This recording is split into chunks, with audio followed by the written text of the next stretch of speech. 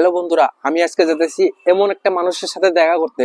আমি আজকে ধুবড়ী অষ্টমী মেলা রিয়েল হিরোর সাথে দেখা করতে যাইতেছি।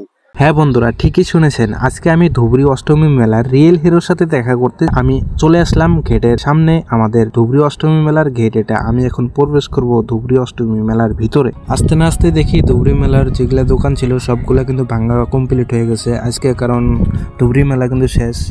তো যাই দেখি, আমি রিয়েল হিরোর সাথে দেখা করব। যখন মেলা চালু থাকে তখন তো দেখা করতে পারি না, তখন টাফ হয়ে থাকে যখন চালু থাকে। তো আজকে দেখা করব, কারণ ধুবড়ী মেলা শেষ, আজকে ফ্রি। সবকিছু জানার চেষ্টা করব ওর থেকে।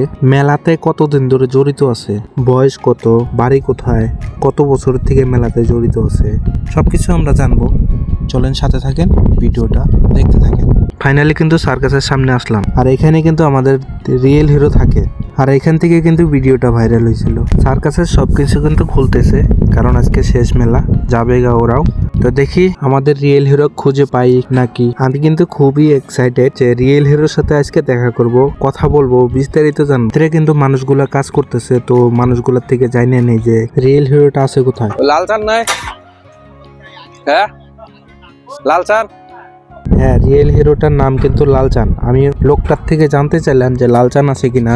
সে কিচ্ছু না বলে চলে গেল। ভিতরে আমি প্রবেশ করলাম, ভিতরে যায় দেখি মেন ম্যানেজার আছে। মেন ম্যানেজারের সাথে কথা বললাম যে লালচান আছে কিনা, চানের সাথে অল্প দেখা করব। তো মেন ম্যানেজারে বললো লালচান নাই, সকাল সকাল চলে গেছে লালচান বাড়িতে। খুবই এক্সাইটেড ছিলাম, সত্যি কিন্তু মনটা খারাপ হয়ে গেল, লালচানের সাথে দেখা করতে পারলাম না। এখন আর কি করার কিচ্ছু নাই, সে বাড়ি চলে গেছে। তো এখন আমরাও বাড়ি চলে যাব, মনটা খারাপ হয়ে গেল, দেখা করতে পারলাম না। সবাই ভালো থাকবেন, সুস্থ থাকবেন, আল্লাহ হাফেজ।